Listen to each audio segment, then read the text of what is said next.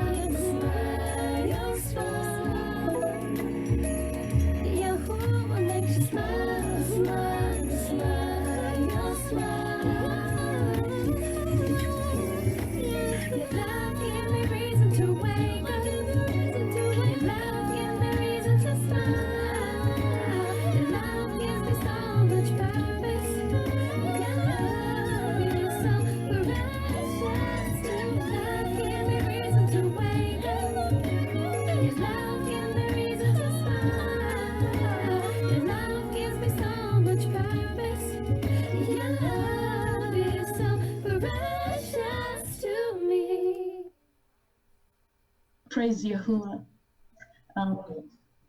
I just wanted to praise his name and just encourage everyone to keep on keeping on. And sometimes your praise, if it can be very, weak, because sometimes in the midst of a trial, we don't feel like giving praise. And when your life is continuing, ongoing, because of where we are and who we are and what Yahuah is working out, it's not going to be easy, like Haykal said, but we give him esteem anyway. Halal Yahuah. So this is a little song. It says, "Because you are the Elohim." And so please bear with me because I don't have music. And I have to make sure if I don't start on the right key, I'm on, but it's all right. All right, halal Yahuah. I sing praises to your name, 'cause your mercy remains the same. Halal, halal, Yahuah. My heart gives you all esteem, just because you're the Elohim. Halal, halal, Yahuah. I'll be singing your praise, singing your praise, your mercy, and you reign supreme. Singing your praise, I'll be singing your praise, Yahuah.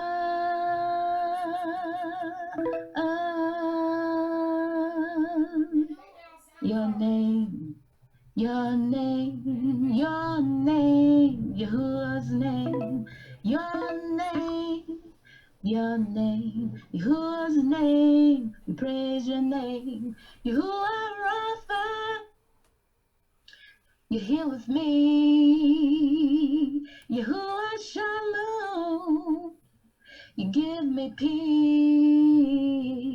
Yahuwah seek anew a brightness to me. Yahuwah Yara, you provide your seed. So I'll be singing your praise, singing your praise. Yahuwah, you reign supreme. I'll be singing your praise, singing your praise. You are.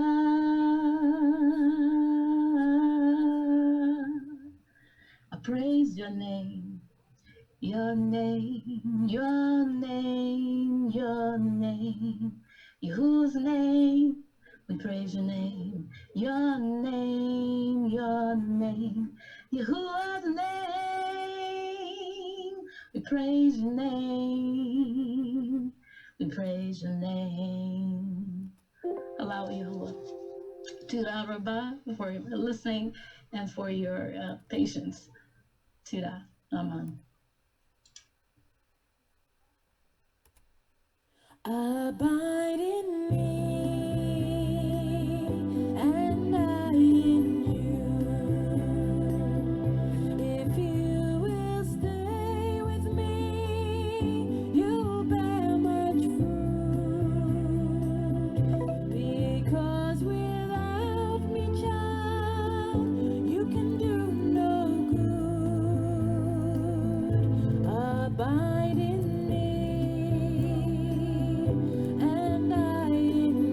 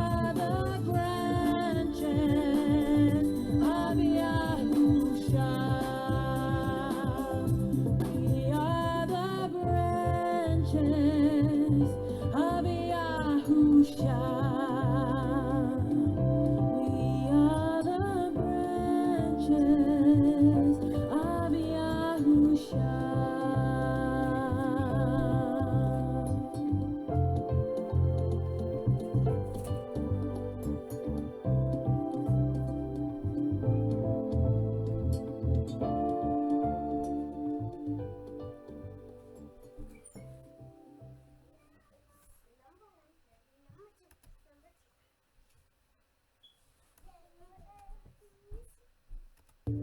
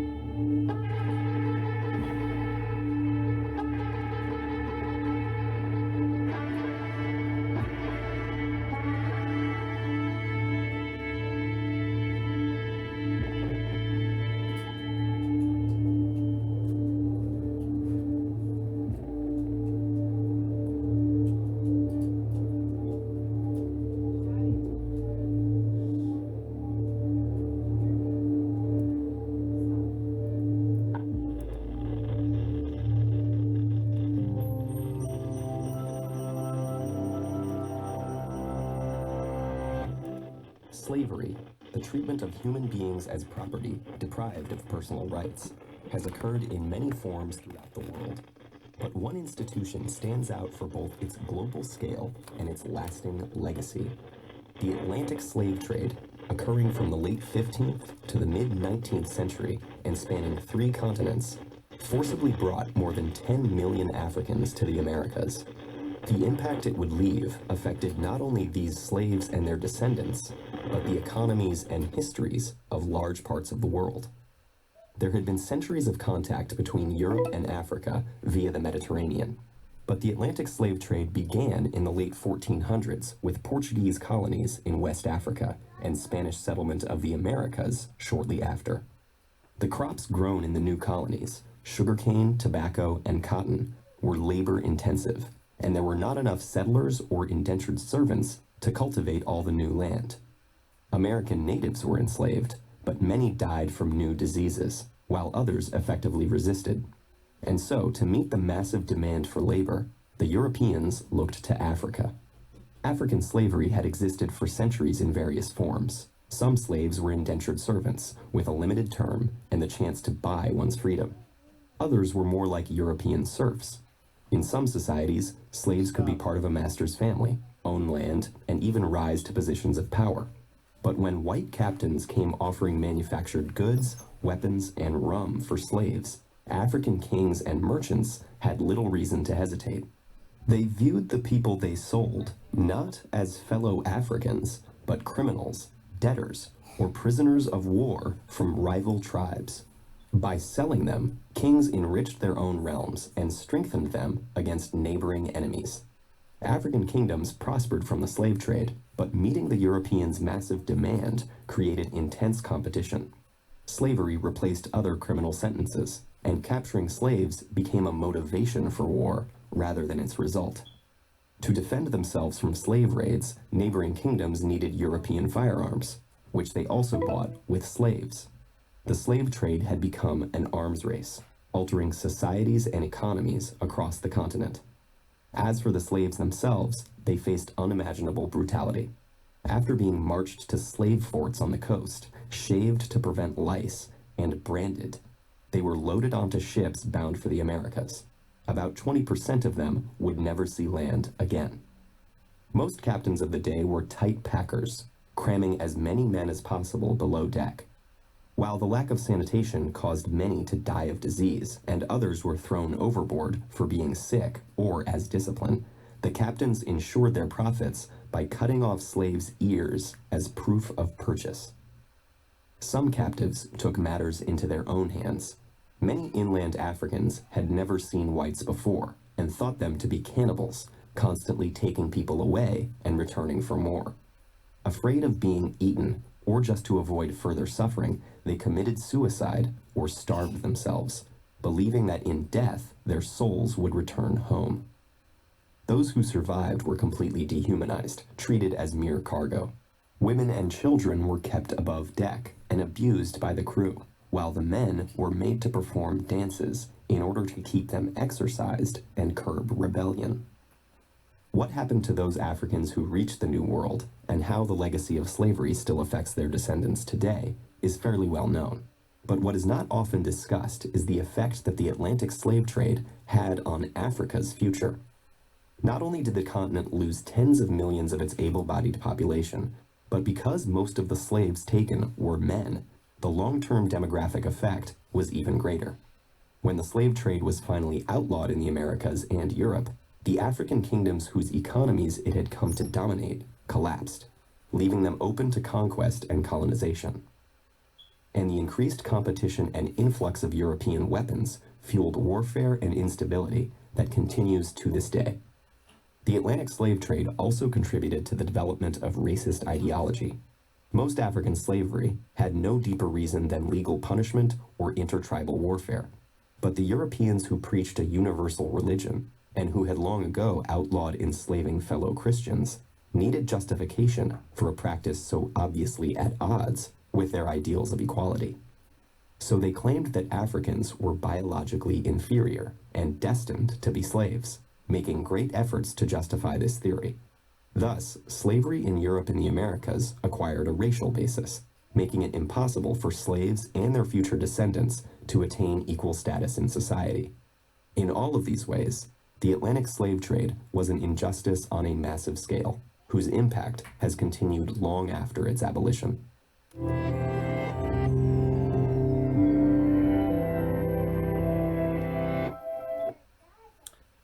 Allahu Yahuah. I want to say shalom to you all, mashbaka. It is great to be here today, and it is also great to see each and every one of you. We give Yahuah praise, honor, and esteem for yet another opportunity to gather in his name. Allahu Yahuah.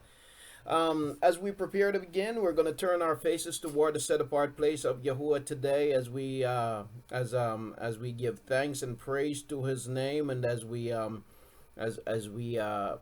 seek Yahuah for our deliverance, and give praise for a lightening of the burden. Praise Yahuah, because certainly Yahuah has lightened his burden, the burden on his people, and so for that we give him thanks. Praise Father. Hallelujah.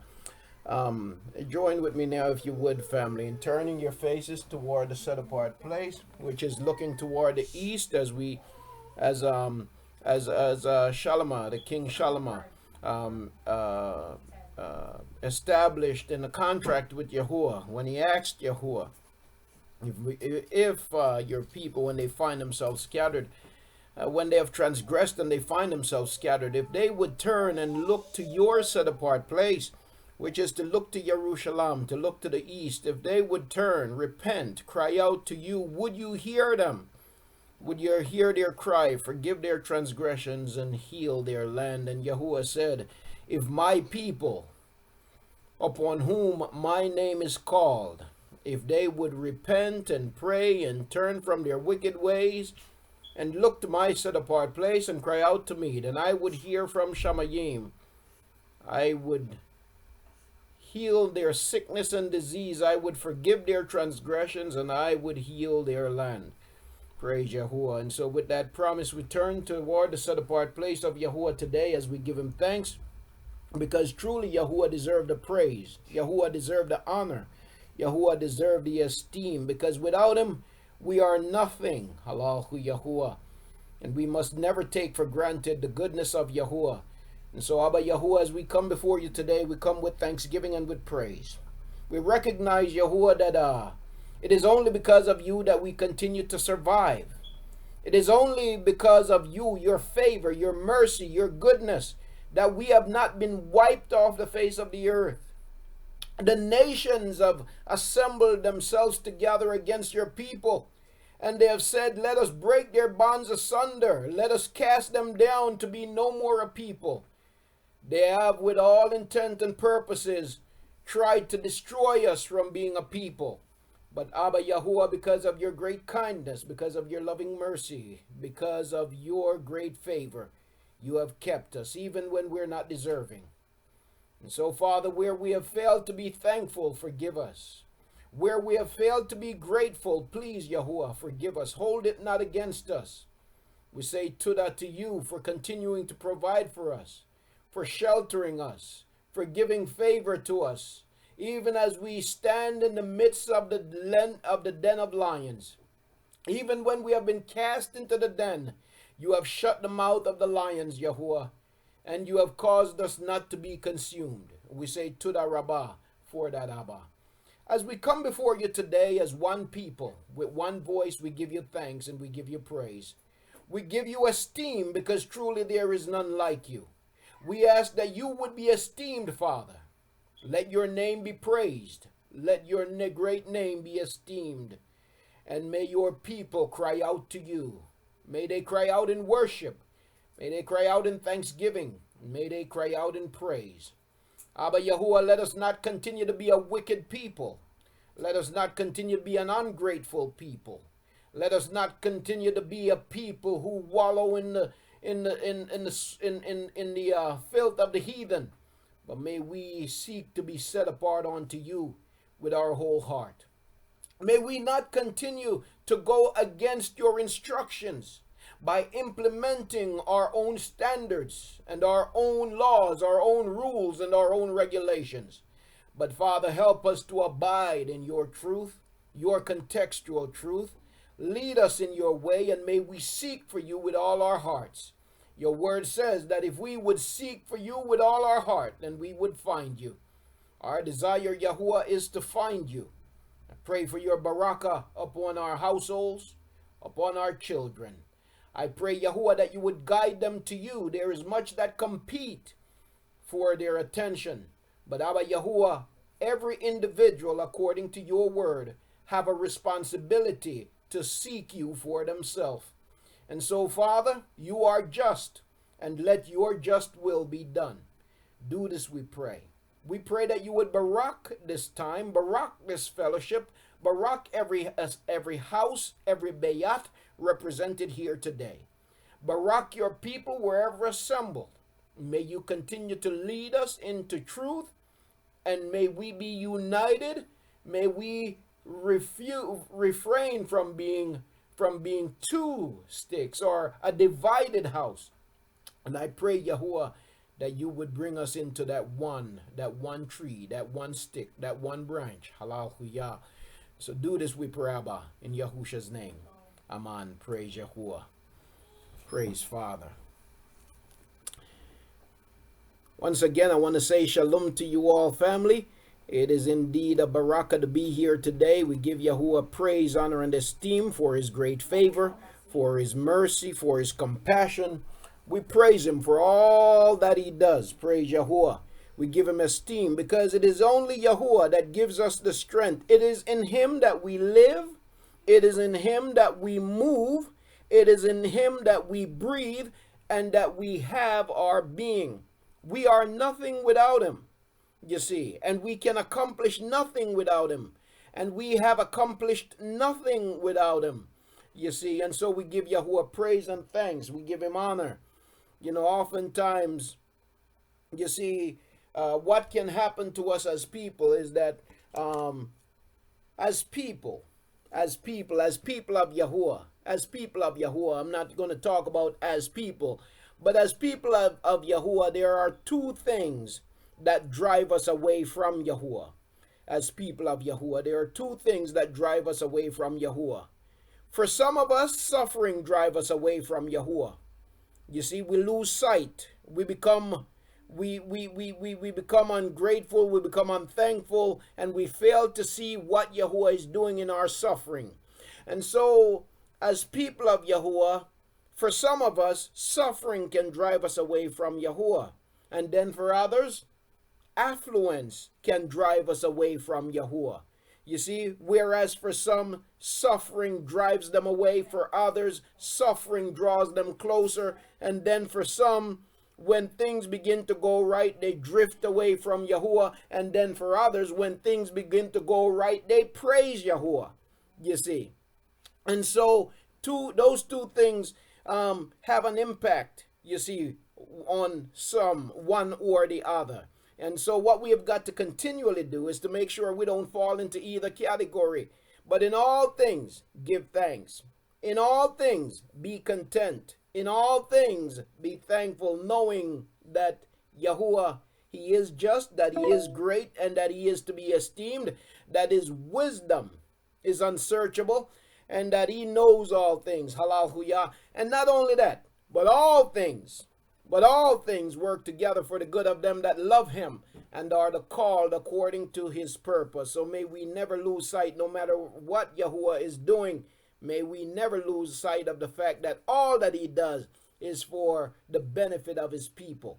And so we give Yahuah praise, honor, and esteem today. We barak the great name of Yahuah because he alone is worthy to be praised. He alone is worthy of esteem. And in all things, I will give him praise. Halal Yahuah, you alone are worthy to be praised. We barak you, Yahuah. Praise Father. Praise Yahuah. Hallelujah. Praise. Yeah. I know the sensation. Aki. And you know, as you say that, I'm going to grab mine, Aki. I'm going to grab mine and I'm going to blast the shofar here as we prepare to get started. I'm going to join the vibration with you.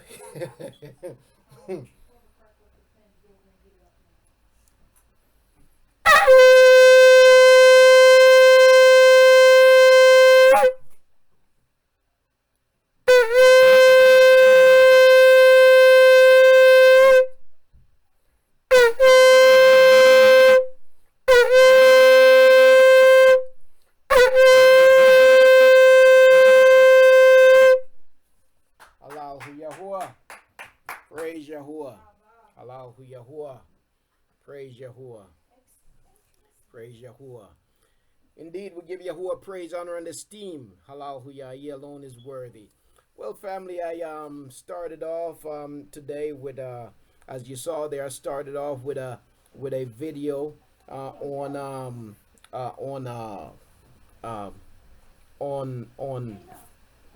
Black history, or history of the Atlantic slave trade, because I wanna we're in what is classified as Black History Month, a period that that our people fought to get some attention brought to the experiences of our people in the Americas and around the world. And when I say in the Americas, it's not limited to America. A lot of times, you know, I'm gonna say this, and I'm gonna be, I'm not saying it to be offensive in any way whatsoever to anyone, but our people as a whole, in every respect, our people need to become less and less self-centered. Our people need to be less and less self-centered. And American affluence has a way of making us more self-centered and more selfish and more introverted across the board. So when we adopt this selfish kind of behavior from our masters, from those who have ruled over us, and nobody's plight is more important than ours. You see, nobody's plight is more important than ours, or nobody's plight is comparable to ours, and we should always be on top. We should always be the ones trampling on top of everybody else. That's what our masters, that's their behavior, and that's what they, family, that's what they have taught us. That's why we as a people are so dysfunctional even among ourselves, because we have adapted the ways of our masters, you see. And you know, from an American perspective, even when we look at the history of our oppression, the oppression of our people, unfortunately, many of our people in America is unaware, or perhaps don't even seem to care, that other people, their people, your people, my people in other parts of the world went through the same atrocities that was brought upon our people here. We are one people. So today, even as I share that video, what I want to do and what I want to call our people's attention to is the global nature, because we read about it in the scriptures, but sometimes I think we don't get it as a people. You know, when I look at YouTube and I look at history of slavery, for the most part, the most you find is a recording of slavery in America, you see. And that doesn't tell the full story. We've got to be able to lay out the full scope of this, so that our people do not continue to be in ignorance, you see. And so it is important to bring attention to the global scale of it. We read in the scriptures where Yahuah said that he would scatter us to every corner of the earth, to the borders of the earth. There is not a nation to which we would not be scattered, and certainly that has been the case. And the atrocities that have been brought against our people, just as it has been brought against our people here in America, it has been brought against our people all over the earth, you see. And so we must not be run the risk of being short-sighted or narrow-minded in that regard. And so with that, I say that to say that I just want to bring attention, you know, just jog our attention and call our attention to the impact of the transatlantic slave trade on our people wherever scattered, and in doing so, to point out that while Yahuah has lightened the burden, and he certainly has, while he has lightened the burden, that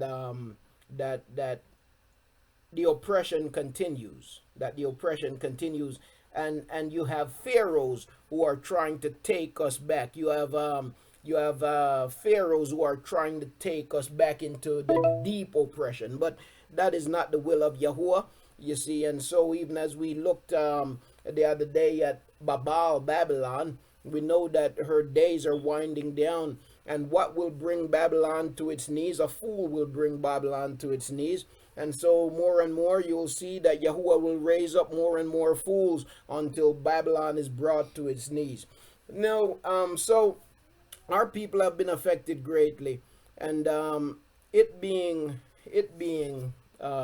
Black History Month, I just want to praise Father Aki. I just want to call our attention to our people all over the world, our people who are suffering all over the world, our people who have been afflicted, oppressed, and everything else all over the world. Because what have been done, it's not just an American thing, it's a global thing. Babylon reaches globally, you see. Babylon oppresses our people globally. And so it's not just an American thing, it's a global thing. And when Yahuah comes to regather his people, he's going to regather his people from all the borders of the earth. That's what his word says. But in the meantime, for as far as my words will go, I want to encourage our people wherever they are to be strong in Yahuah, and to remain encouraged, and to seek Yahuah, So wherever you are, you see, wherever you are in the world today, seek Yahuah.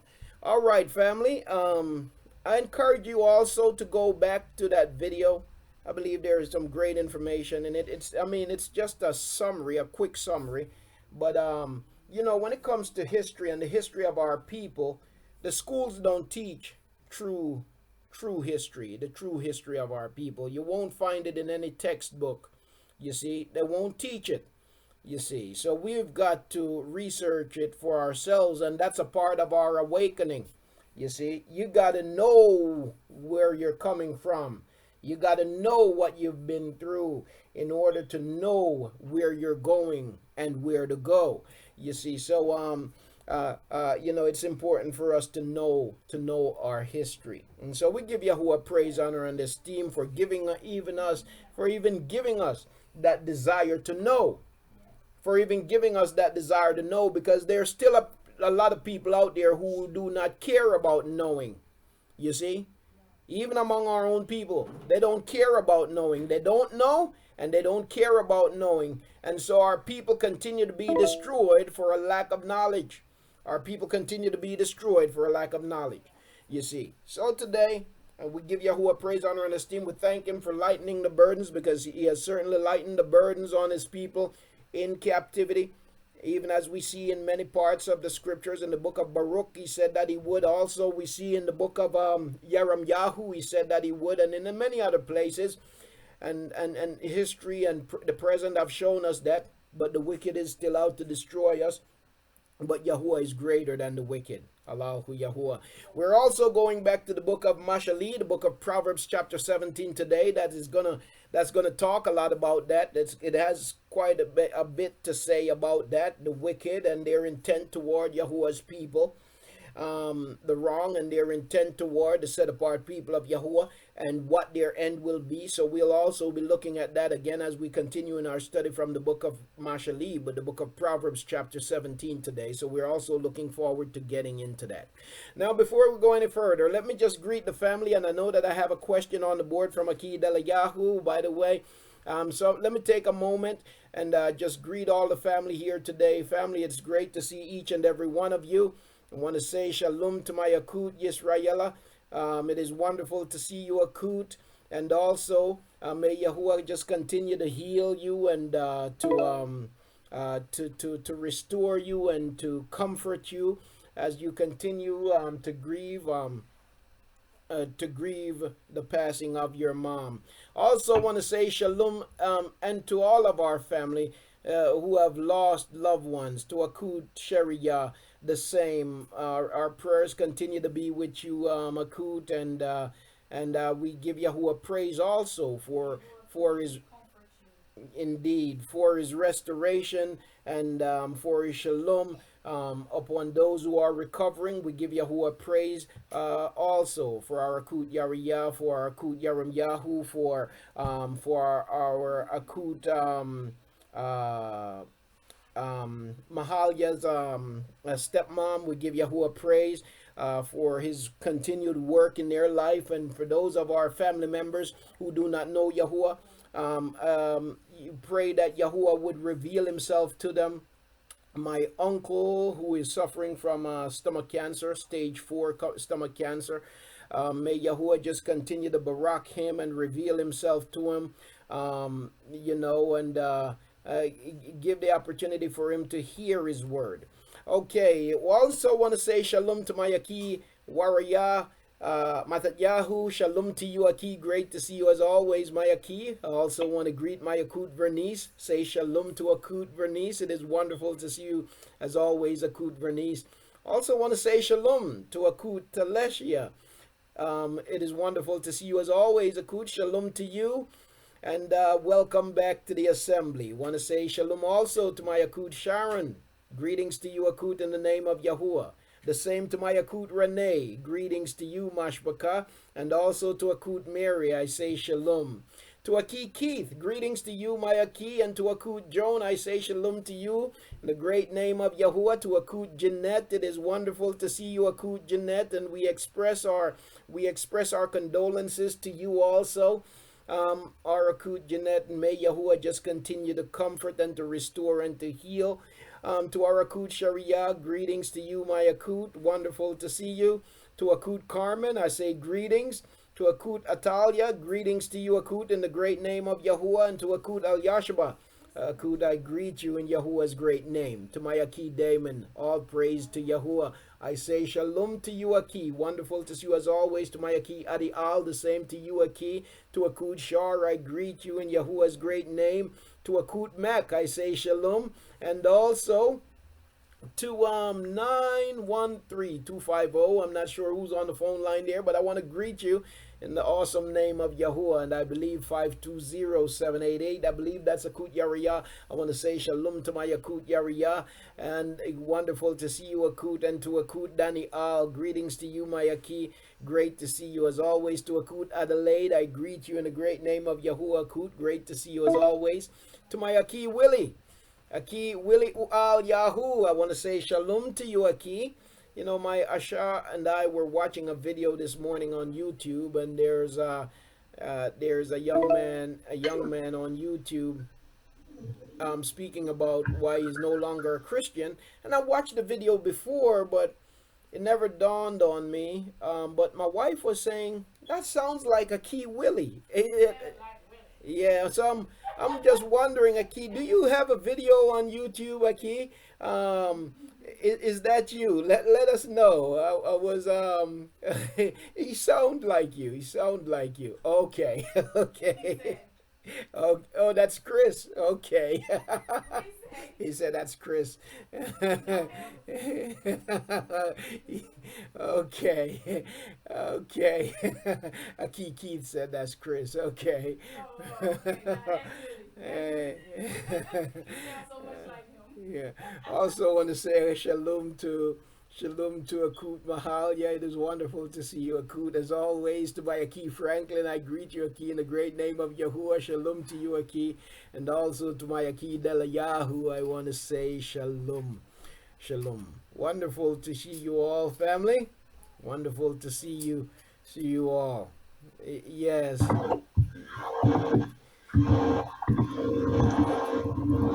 Let's see. Who am I missing? We do have a mic open. Okay, I'll get it. I have a mic open, another mic open somewhere. Let me find it. I can't scroll. Oh, come on. Akut Yisrael. Oh, you got it. Okay, great. I was trying to mute it for you. I couldn't get it. I think there is another. Yes, here we go. Okay. Yeah, so want to welcome you. Sorry, Akut Sharon. I was trying to mute it for you. Want to say welcome again, family. Great to see each and every one of you today. Praise Yahuah. All right. Before we go any further, I'm sorry. Akid Eliyahu had posted a question a little bit earlier, and we had mentioned that as he was studying names, he was studying some names from the Abari text, and what he noticed is that there are a lot of female names ending with the the AH. And so Araki's question was, why is this? Is it that it speaks of the feminine attribute of Yahuah, the caring attribute of Yahuah? Is that the reason for it? Now, when it comes to the at the end of names, the names of women in the scriptures, or names of women among our people, over the years in my study of the name and of our language, I've come across teachings that people use to say that, in saying that, I don't know if anybody have ever seen the teaching that says that Yahuah is female. But that's not new. It's actually an old thing, you know. It's been around. Yes, Akut. It's been around. Now, one of the reasons they say that, one of the justifications that they try to use for that is that very thing where you see the at the end of the name, and they're saying that that's a feminine form. Now, the fact of the matter is, the truth is, Aki, that and family, the truth is that you have probably just as many male names in the Abari language that have the at the end of them. It probably just as you have female names with the at the end of them. And the at the end of the name, for example, when you look in the corrupt translation or corrupt transliteration or lack thereof of the names, you will often find the by itself, you know, or a IAH, as in Jeremiah, Isaiah, and different names. Some of those names you will find the IAH or whatever like that. And reality is that what should be there is the YAHU, because even the U is something that they later took off of the names over time. They just dropped it, or in some cases they represent it as a YA in the name of Yahoo.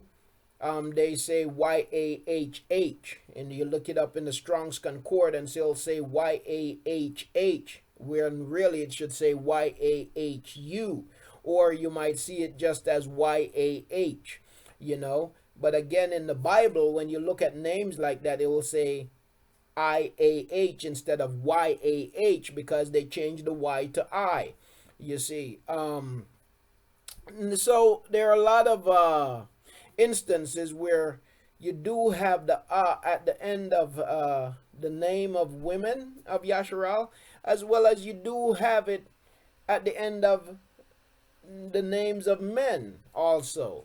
So I personally don't attribute it to saying that, well, this is speaking of the feminine attribute of Yahuwah, that's why it's there.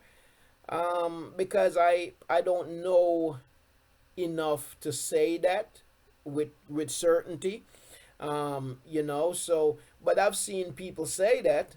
I've seen teachings out there where people really, they don't just stop there. They fly off the rails, and they teach that Yahuwah is a female and so on and so forth. All of that stuff.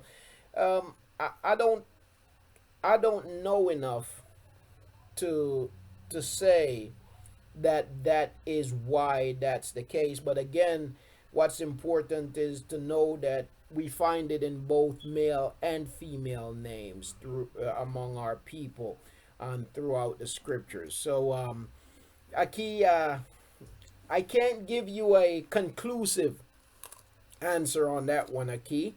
I can only say that I don't know enough to say that is precisely the case.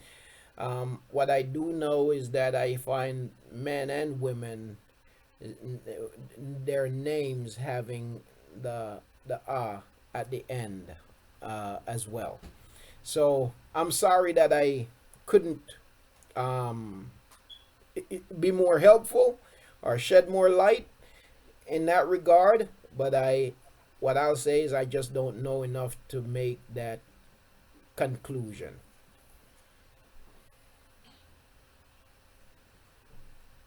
Yes, yes, indeed. Now we do know that Yahuwah, which the scripture described him as Father, that he has feminine attributes, caring, you see. And when I say feminine attributes, he is caring, you know. He is sensitive to the plight of his people. He is nurturing to his people. You see, he is comforting to his people. You see, Yahuwah is complete. Yahuwah is complete. Okay. So yeah, there teachings out there. Yes, indeed, absolutely, absolutely. There are teachings out there that, you know, go off the rails with that, and I just don't know enough to even go a little bit there that way with it. You see. Yes, that would make him a transgender. Yes, indeed. Yep. Yes, indeed. Mhm. Yes, indeed. Yes, indeed.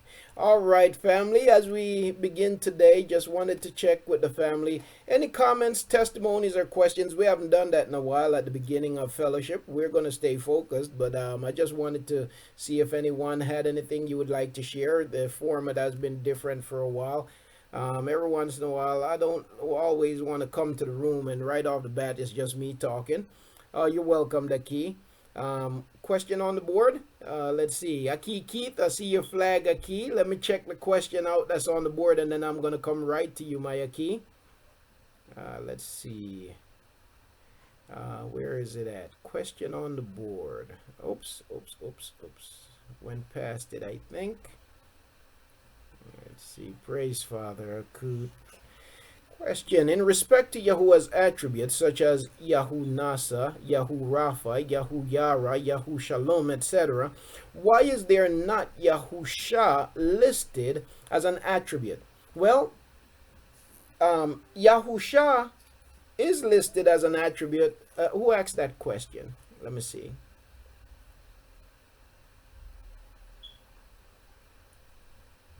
Oops, who asked that? Okay, Akut al Yashaba. Yes, Yahusha is listed as an attribute. The only difference is that yes. So you have Yahu Yasha, Yasha Yahu, but not only that. In the what they call the apocryphal writings, the name Yahusha is there. In the book of what they call Joshua, the attribute Yahusha is there. What does they change it to Joshua? Okay, it's not Joshua, it should be Yahusha, right? What does Yahusha, the son of Nun, Yahusha, the son of Nun, what does he represent? What is the message conveyed by his name and by his personality? What is the message to Yashar Al? The message that we get from Yahusha, the son of Nun. The message that we get from him, right, is character, is that Yahu is our deliverer.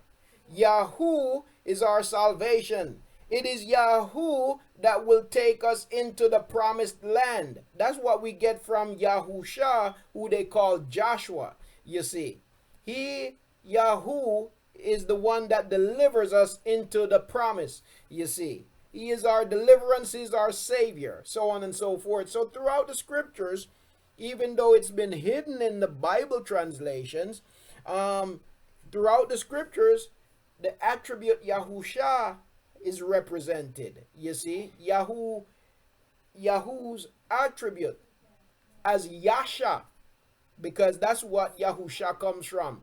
It's a combination of the name, the proper name, and the word for salvation, which is Yasha. You see, so what you have is Yahu Yasha. You see, in Abari, when you connect that together, you wouldn't say Yahu Yasha, you would say Yasha Yahu, just like the prophet. What's the message of the prophet? Yasha Yahu.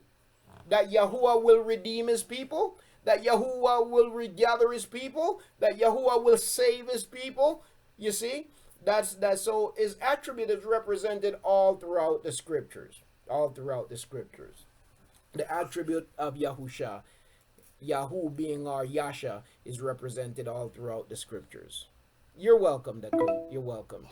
All right, let me go to Aki Keith and then to the rest of the family waiting. Please go ahead, Aki Keith.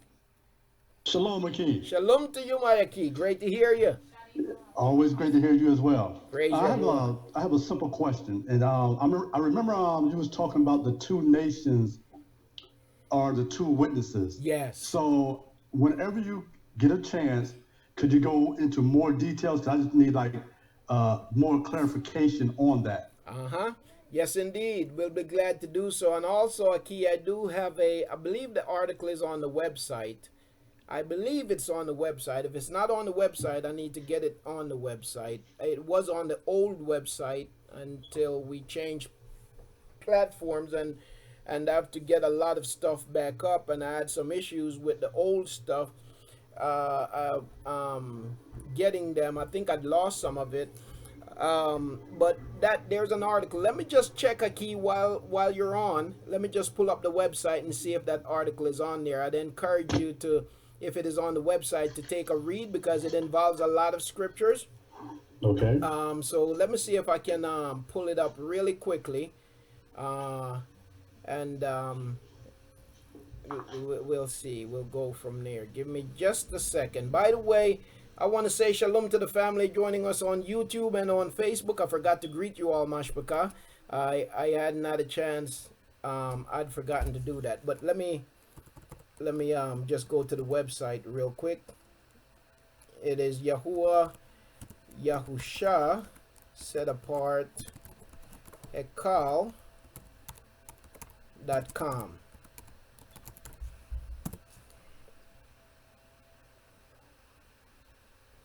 Okay, let's see. Let's see. Bear with me just for a second. Let me locate it. I believe it's on here, but computer's acting slow too, family. So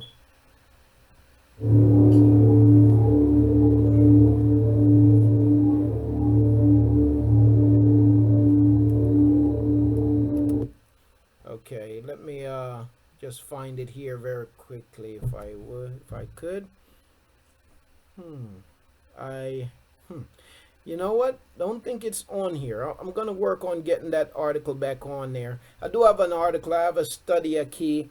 If I don't have it in website format, I should be able to find it, and I will put it on the site. I'm gonna make sure I get that done soon. I'm gonna work on it. As a matter of fact, Yahuah willing, I'm gonna commit to working on it tomorrow among all what I have to do, but it shouldn't be much. I'm going to try to find that article and I'll put it on the website. The two witnesses, who are they? And I'll put that on the website, Aki, and I believe that it will be very helpful. It has a lot of scriptures that really makes it clear to us who the witnesses are. So to the for raising that question, and again, I'm going to put it up there so it will be available to the family who wants it. You're welcome, Daki. Praise Yahuah. All right. Okay. Anyone else? Yes, there is someone else. To my Aki Damon. Shalom to you, Aki. Please go ahead, Aki.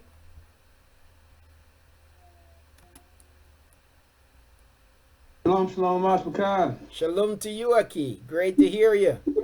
First and foremost, great to hear you too, Aki. Praise First and Yahuah. foremost, I want to give all praise to Yahuah for this opportunity again. And also, I've had those conversations about Yahuah, the Father, the Creator, and Father meaning Creator. So does that mean he's a male, female, all of that? Yeah. So that's interesting in itself. And you know, sometimes you got men and women feeling less because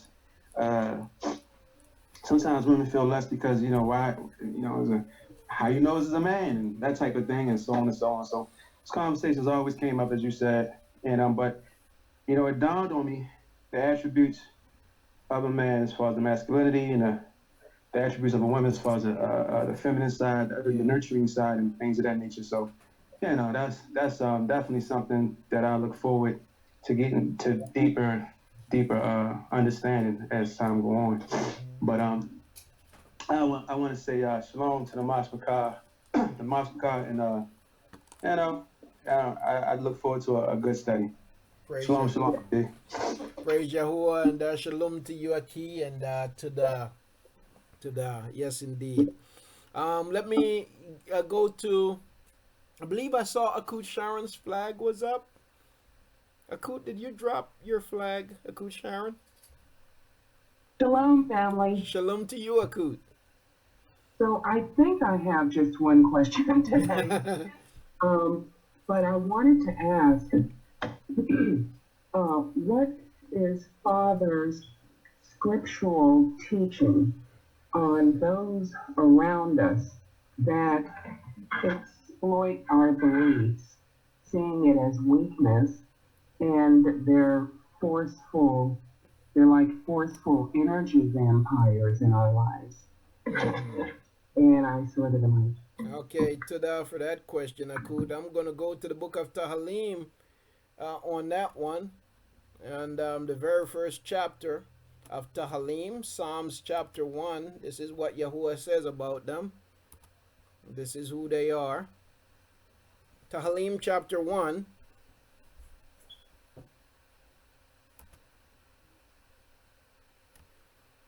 Happy is the man who does not walk in the counsel of the wicked, nor stand in the path of transgressors, nor sit in the seat of scoffers. So they're scoffers. And so if we separate ourselves from them, the more we can separate ourselves from them, the happier we will be.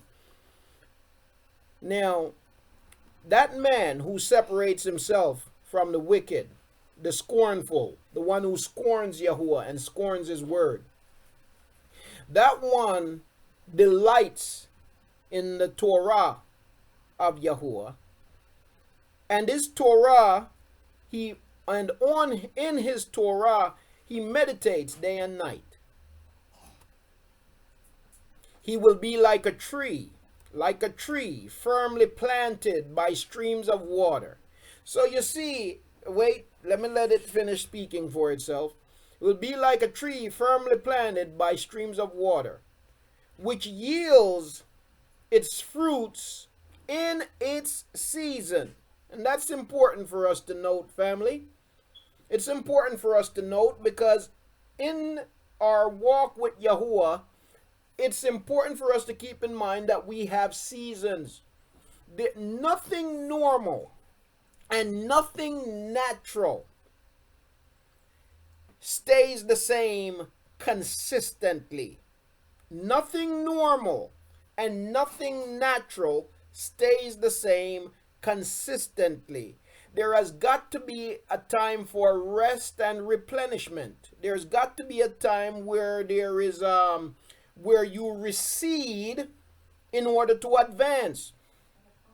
Yes, and there's got to be a time for pruning. You see, there's got to be a time where the roots got to be taken care of. There's got to be a time where the branches got to be cut back. You see, and during the pruning season, it might not be a feel-good season. During the winter season, it's not a feel-good season. You see, but nothing that is natural stays just consistently in the same way all the time. We got to understand that there are seasons in our lives, and it's all right to go through seasons. It's all right to go through times where you feel weak. You see, as Shahul says, when I am weak, then I am strong. I am made strong in Yahuah. So it is in your weak season that you are being strengthened in Yahuah. Okay, so sometimes we might feel like, man, I'm weak, I'm no good, Yahuah must think the worst of me. No, that's a part of your season. It's a part of the seasons that you go through.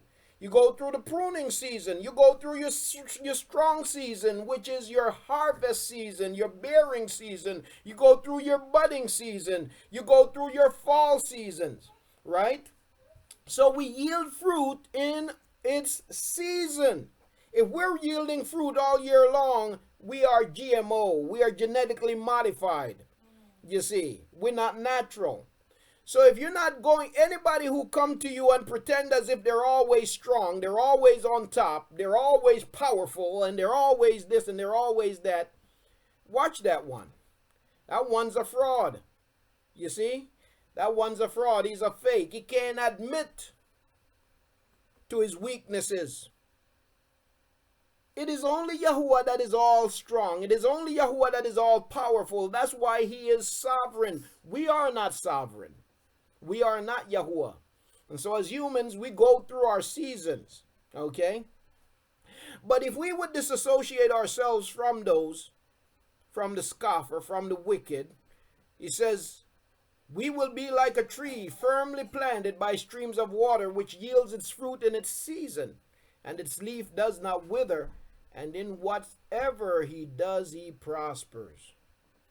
Okay?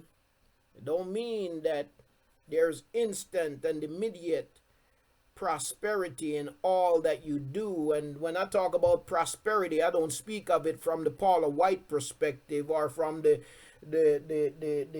T.D. Jakes perspective, or from the Benny Hinn perspective, or from the Eddie Long perspective. I don't speak of it from the Christian perspective. I speak of prosperity from the scriptural perspective, because prosperity is not just about money.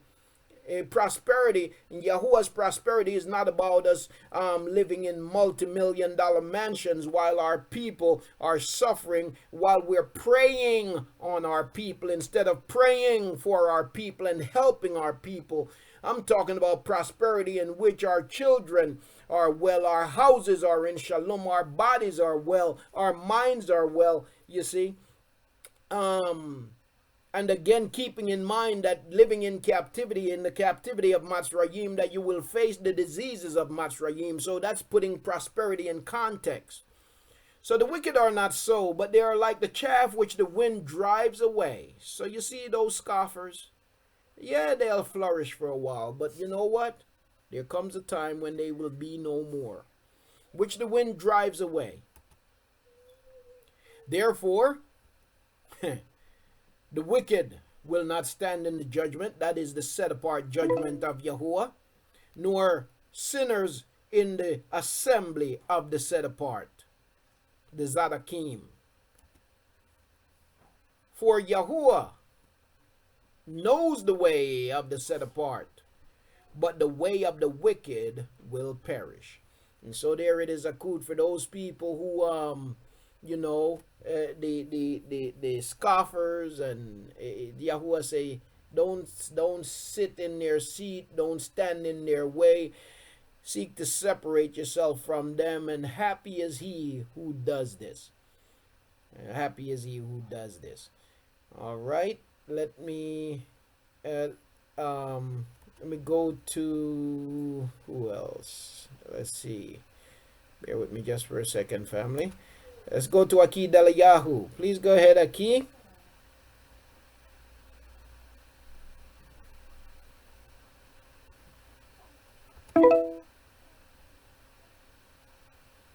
Yes, indeed, Akut. Yes, indeed.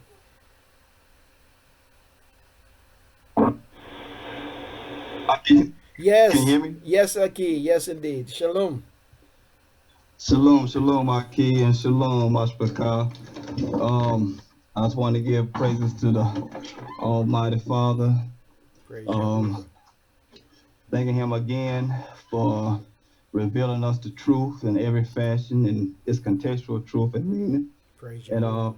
baruching us with you, Aki, to be able to deliver us the word unfiltered, whether we like it or not. You know, He laid it upon you to be able to translate these things to us and provide us with the contextual evidence for everything you do, and I really appreciate that. Praise Father. Aki. I want to say shalom and many blessings to the rest of our Mashpekah, all our Akis and Akus, their Mashpekahs, and you know, I just want us to feel thankful because we are a remnant of those chosen to be exposed to His word, and with this comes great responsibility because now it's more and more people starting to acknowledge the existence of our remnant, Yes. and the eye is coming above us, and they're judging us, you know, sometimes in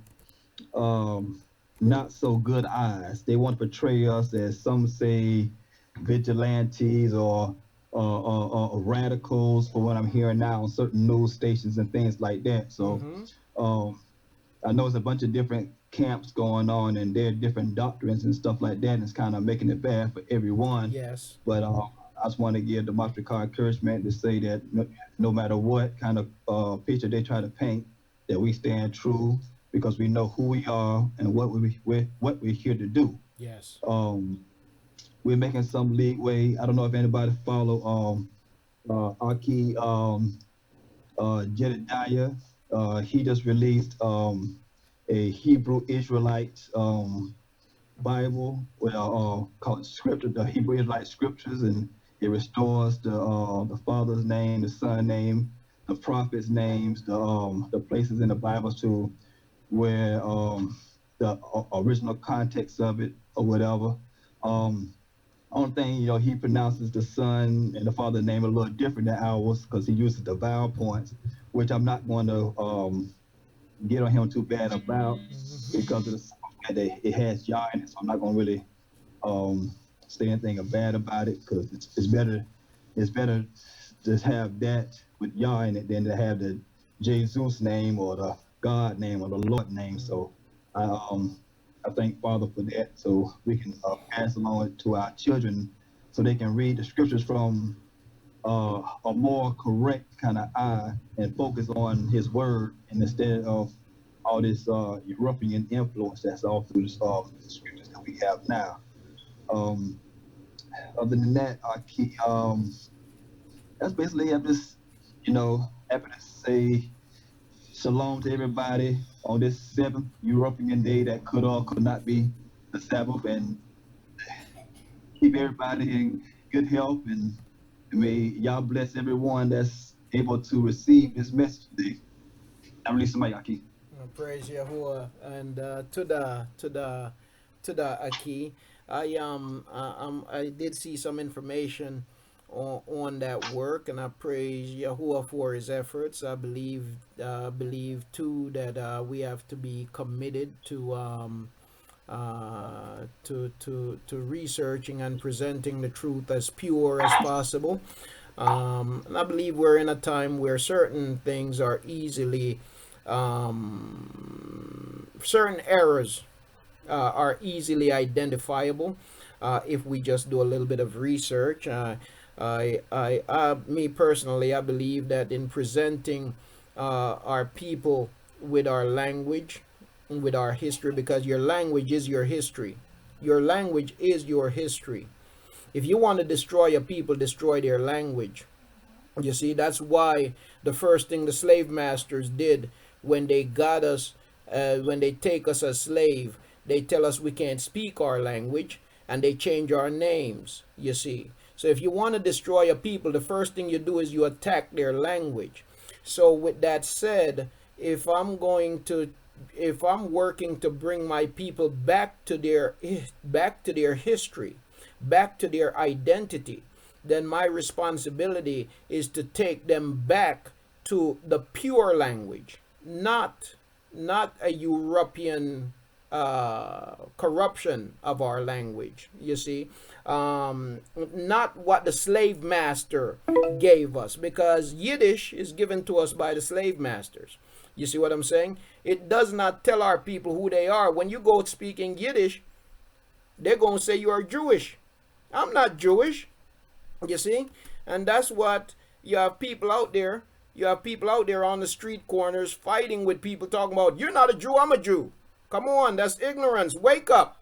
We got to wake up from that folly. Wake up from that foolishness. That's nonsense. You don't sit around and argue with somebody telling them, you're not a Jew, I'm a Jew. You're not the real Jew, I'm the real Jew. No, he is a Jew. I'm not a Jew. We're not Jews. You understand? And Yiddish is the Jewish language. It's not our language. You understand? So whatever we do, it needs to be pure. We can't be feeding our people Jewish stuff, you see, and then expect them to wake up fully to who they are. And that's just that's the way I look at it. So I mean, I applaud my brothers for trying, but we got to be more diligent in our research also, because we're doing our people a disservice and we're creating more confusion. So I believe that, listen, in every case, Yahuwah tell the prophet, when Yahuwah sent Yahu to speak to the people, you know what he told him to do? He told him to eat the word. When he sent Yahukanan, he told him to eat the word. You see, you got to digest it. It got to become bitter in your belly. You see, it's got to purge you of all of the, you know, all of the man-made traditions and customs, and then truth can reign, and then once that happens in the belly, then it flows out. You see, it's not what goes into the man that defiles the man, it's what comes out, somebody say, right? If you're but that's from a different context that Yahusha was speaking, you see. But you see, if you make sure you're putting in what's right, and when you put in what's right, and what's right is going to come out, you see. All right, but right. So, you know, so that's where I am. I believe that we have to be diligent in what we proclaim to our people. We got to test our assertions, you see. And when we find that our assertions have been wrong, we've got to be humble enough to say, you know what? My assertion was wrong, or what I so desperately wanted to be right, it's wrong, and I got to turn away from that. I believe that there is a lacking of that among our people. I believe that there's a lacking of that among our brothers. You know, I'm sorry. I am somewhat unpopular because I do choose to speak contrary to the majority. Not on purpose, but the reality is that what I'm after is truth, contextual truth, the whole truth, and nothing but the truth, contextual truth. And because of that, I'm forced to speak what's right instead of what's popular. And over the years, I've encountered people, our brothers, who they have more of a persuasion to what they call a camp and camp doctrines instead of the truth, you see. Some people boast about, I'm from this street in New York, you know, I'm from this street in Chicago, I'm from here, I'm from there, you know, and we've been around. It's not about how long you've been around. It's not about what camp you belong to or where you're coming from. You see, it's about what Yahuwah, where Yahuwah is taking you. And we've got to be willing to let go of some stuff in order to gain truth, you see, and not be hindered by tradition. So that's where I stand. May Yahuwah continue to work in our people. May Yahuwah continue to make his truth plain and clear, you know. And again, with that said, I applaud our brothers for what they're doing, for their efforts, but also too, we need to be careful that our efforts are not just our efforts, you see, because sometimes we can tend to do things in our own might instead of allowing Yahuwah to lead us. And that can be very devastating, very dangerous, not just for others, but for us also, because we will be held accountable. Now, Akid Yahu brought up something else, and that is concerning the way that the system is looking at our people. And a part of it has to do with what some of our people out there are doing. Some of the things that our people out there are doing. They're going out there making up their own stuff, making up their own laws, and doing all kinds of stuff, and making all kinds of crazy declarations. And so now the government is classifying us as terror groups. And that's a fact. The government is classifying, but they're going to do that now. They've always done that. They've always done that. You see? Because if you're not a Christian, you're a terrorist. That has always been the strategy and the message of Babal. That have always been. But family, it is real. It's always been the message. So if you're not a Christian, you're a terrorist. But you know, the fact of the matter is that the oldest terrorist that ever exists is a Christian in America and in Europe. The oldest terrorist there is is Christianity. You see? That's the oldest terrorist organization that exists in our modern times. You see? And continue to be. You see? Now, Okay. yes, go ahead, Aki. I gotta say, so I couldn't hold it. I apologize. No problem, Aki. You hitting it, man. You just hitting it because, you know, I just want to chime in on just a little bit. What, and I have seen, what's the brother name? I forget the brother name. The brother that he's just talking about.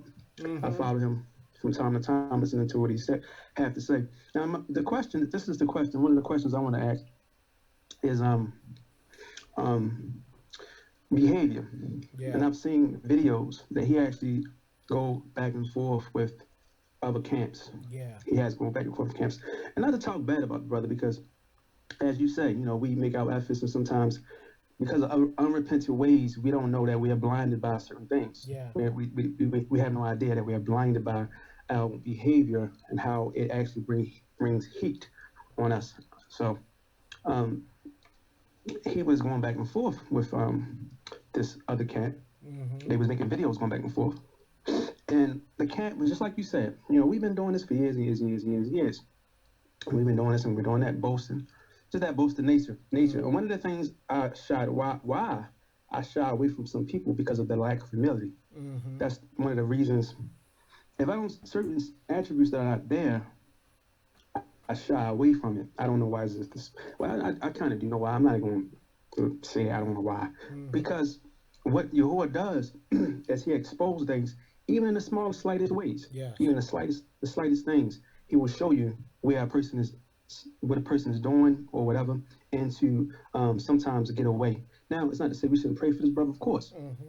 Of course, you know, and I believe in if the brother is, you know, allow them to be corrected or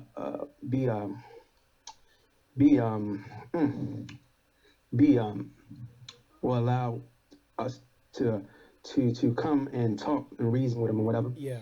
Then of course, but I just want to say real quick, okay, you're hitting it. I just couldn't hold it.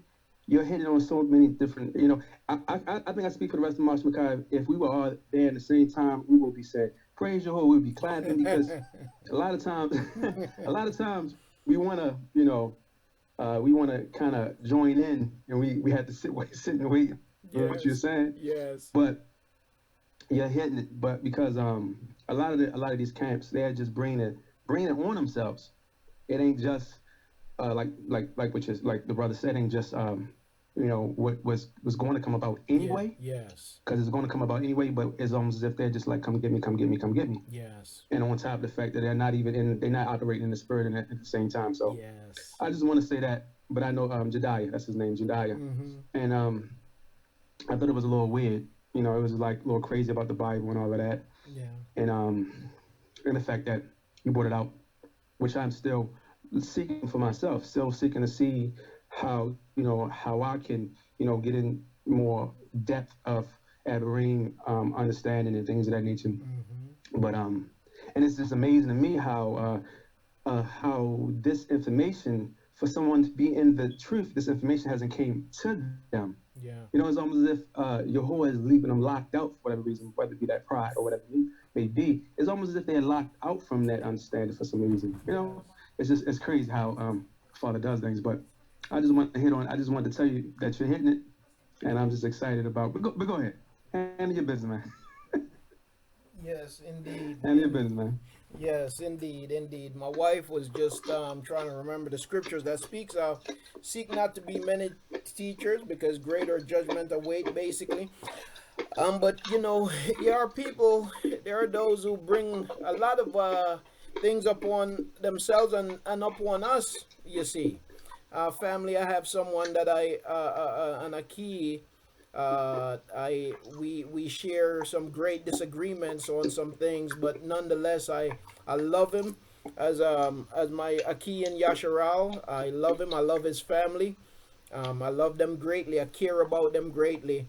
And a few months ago, they were out in the streets of Washington and New York, um, you know, doing some things and making some proclamations that I knew that it quite frankly was not wise to do. And that's not being a coward. Okay, Yahuah give us wisdom, and also it goes against the word of Yahuah, what was being done. And at the time I said something, I commented on a few of the videos, but I was the coward. I was the foolish one. I was the false teacher. I was the everything that was negative. Now, unfortunately, today, as we gather here today, right now, our Aki have already been found guilty by the United States government of being a terrorist. His wife is awaiting trial. Their children have been taken away from them. He is awaiting sentencing. Because of I gotta say, foolishly breaking the laws that exist, and saying that these laws don't apply to me because I'm sovereign, I'm above these laws. That's not according to scripture. It's not according to scripture. Listen, persecution will come, but we don't have to go and look for it. Listen, ants will bite you. You ain't got to go stand in the nest and dig it up to get bit. He'll find you and bite you. But when you go stand in the nest and dig it up and say, here I am, and just stand there, what do you think gonna happen? They're not just gonna bite you. They're gonna swarm you. They're gonna destroy you. You see. And so he went to court, and they assigned him a majority. I'm sorry, but this is the reality. And they assigned him, and I was talking to him, and even the judge was shocked that they found him guilty on every single charge. Every single charge of terrorism and everything. They found him guilty. Even the judge was shocked. His lawyers were shocked. He went to court, and 90%, they gave him a 90% white jury. 90% of his jury were white. And it took them 2 hours to come back with guilty on every count. And now he's looking at a 25-year sentence. Okay? 25 years. Their children have been taken from them. And 25 years. Charged with being a terrorist. Never bombed anything. Never threatened anyone. None of that. And he's not a hostile person. Nope, not hostile. None of that. You see, I've never threatened anybody. The only thing they did was stood in New York by the what they call building, United Nations building, the UN building, with signs, and stood in Washington in front of the White House with signs. Okay? And that's the end result. Officially classified as a terrorist. Why? Because they say they're not a Christian. They're not Christians. Okay? And then made some other statements that they shouldn't have made. You see. So, you know, our people, unfortunately, we bring stuff on ourselves when we propagate this foolishness.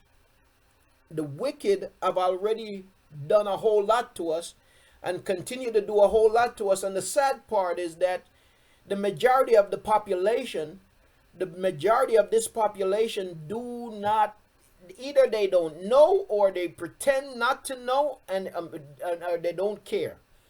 Because in spite of all of the injustice that have been done to our people, there's still a whole lot of people out there who think that no injustice have ever been done. and that we're just whiners, and that we need to stop being lazy and pull ourselves up by our bootstrap and all of this other nonsense that they come with. But it's wickedness. It's wickedness. It's injustice. You see, but yet we pride ourselves on being just. You see, there is no justice. It's just us. You see. And that's unfortunate. It's unfortunate. It's sad. It's really sad. Yeah, they did some stupid stuff, but to think that a court would get up and label somebody as a terrorist that have never done nothing. That's like Donald Trump banning people from 7 countries that have never attacked the United States. You see. But you're just banning somebody because of your what should I call it? I don't even know what to refer to his stupidity as. You see. Yes, indeed. That's what it let us know, Aki. Our captivity is still up and running. Yes, indeed. You see. Yep, the truth doesn't matter. Only perception. Absolutely. Let me go to our Akut Sharon. I don't know if it was from earlier. I do see your flag there, Akut Sharon. Please go ahead. I don't know if it was from earlier or not. Okay.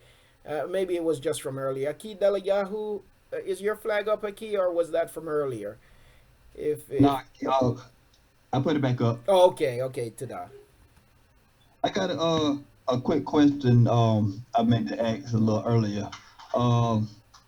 Just out of curiosity, when it comes down to these applications and things of that sort, I'm not putting down African American anymore. So when I put other and they have the line, do I put Yashara or do I put Abari or do I put Abri Yashara or like?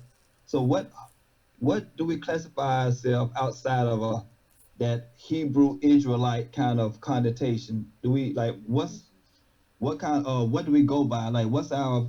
I know Abari and Yashara is a nation and a type of person. So is it just Yashara or is it Abari or is it Abari Yashara or? That's my question because I'm not putting down African American anymore. Yeah, I don't know if I guess you have the option when you put other of putting down what it is that you want to put down. I guess what I would put on there is Abari, Abari or either or Abari or Yasharal, or put other and leave it alone. You see, family. There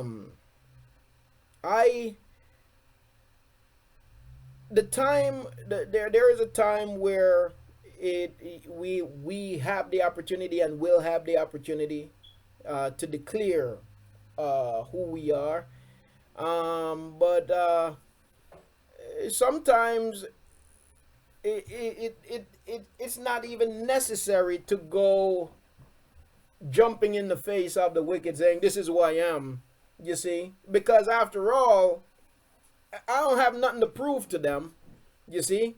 Yahuah knows who I am, you see what I'm saying? And yeah, and so I ain't got nothing to prove to you, and I'm not gonna give you no more weapon to use against me. So we've got to be wise, you see. Your name sounds too black already. You might not get it. They might just throw the trash and not even consider what you didn't put down, what your nationality is. Yahuah says in his word that we've got to be as cunning as a serpent and as harmless as a dove, you see. And so we've got to use wisdom also in our captivity and dealing with the adversary. You don't give them no more weapon, no more tool against you than necessary, you see. And unfortunately some of our people think that, well, no, create a ruckus at every opportunity. No, that's not the way to go. You see, you hurt yourself more than you need to. You see, more than is necessary. Sometimes, and we're going to see that in the book of Proverbs chapter 17, where we're going today. Yahuah is going to talk about that. You see, sometimes, and in every case, I would say, in most cases, not in every, but in most cases, your greatest weapon is, number one, to have knowledge. Well, in every case, your greatest weapon is knowledge. Okay? But then, in fighting the battle, your greatest weapon is having knowledge, number one, but also not letting the adversary know everything you know. Your adversary shouldn't know everything you know. If you are a soldier fighting battle and you're going to tell your adversary everything that you know, you're not a wise soldier. You're going to lose that battle, you see. So your adversary should not know everything that you know, and I believe that our people need to learn that. We pride ourselves on telling the adversary everything we know. No, that's not good. That's not wise. You see? The adversary don't have to know everything you know, and your adversary should not know everything you know. And that's what our people's got to get. You don't have to know everything you know. You see. Believe me, they don't tell you everything they know. Okay? We're the ones giving up information more than necessary. Don't have to be that way and shouldn't be that way. Yes, indeed. Let me go to my Aki Willie. According to the scriptures, absolutely. We have seen it many times in the scriptures. We owe no obligation to the wicked to be truthful to them. That's according to scripture. Our obligation is to Yahuah and his people. But if the enemy comes trying to get you to give information about your brother, are you responsible in the eyes of Yahuah to say, oh no, I can't mislead him? No, you're not. Not according to the scriptures. You see? And that's a misunderstanding of our people also. All right, let me go to Aki Willie. Please go ahead, Aki.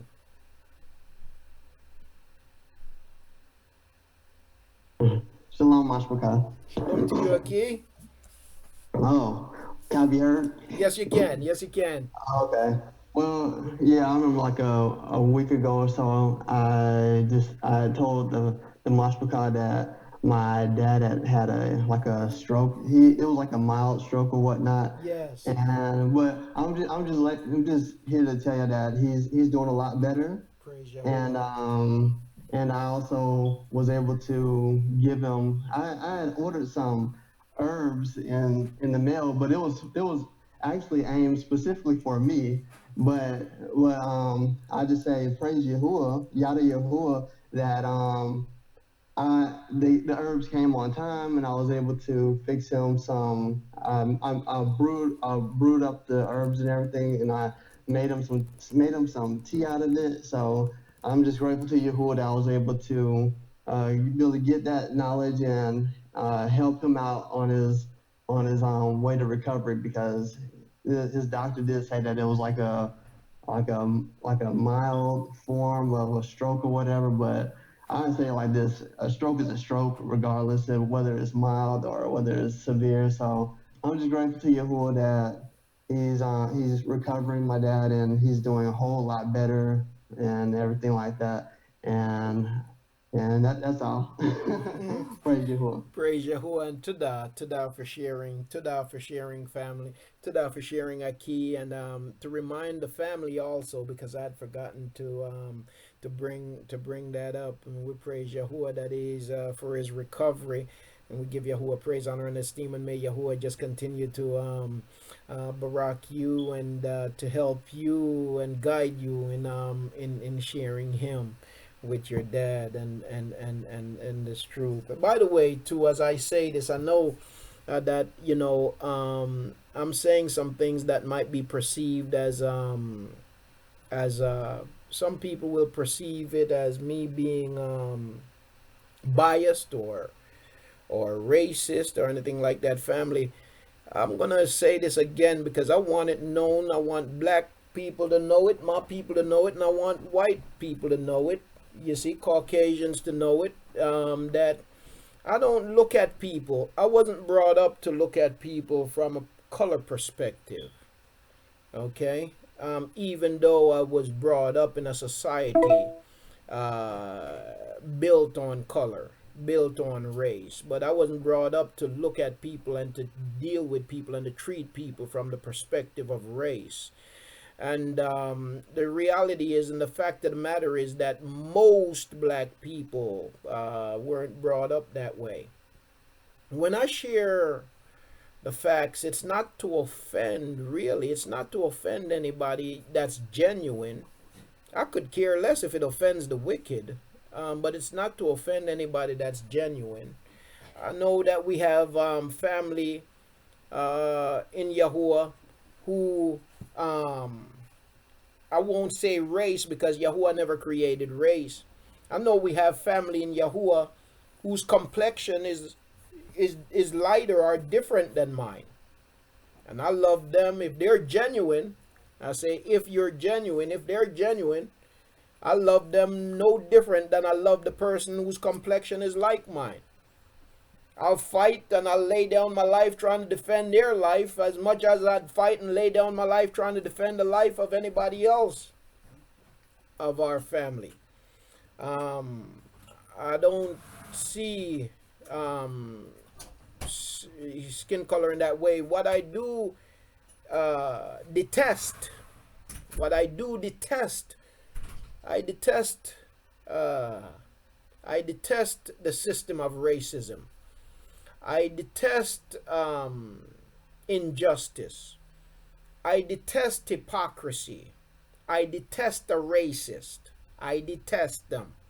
You see, I detest them. I do. I hate them. I hate them. I hate a racist. I hate a racial system, a racist system. You see, and that's why I speak out against injustice, you see, and the hypocrisy, you see. But again, I just want you to know, if you, in case you don't know me, I don't see people and because of the color of their skin, I just write them off. I got to come to know you. When you show me a character, that's where I either embrace you or I write you off, you see. And that's the way it should be. That's the way it should be. But unfortunately, that's not the way it is.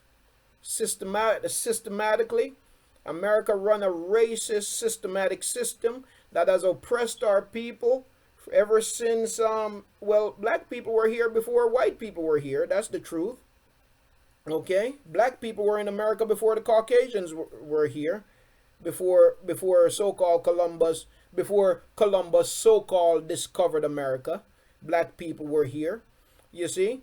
Before Columbus so-called discovered America, before Columbus so-called discovered the world, black people and others were there. Black people and brown-skinned people were there. People of Yasharal, according to the scriptures, sailed around the earth regularly in ships. Columbus wasn't the first person to get in a ship and travel around the earth. You see, people been doing it for generations, thousands of years before Columbus. But a system called white supremacy promote that lie that says that Christopher Columbus discovered everything. Now, the lie has gotten so ridiculous that even people who used to support it are now shamefully backing off of it because they realize that they can't continue with a straight face and to continue to propagate something so stupid, something so silly, something so ridiculous. You see. That's right. Yep.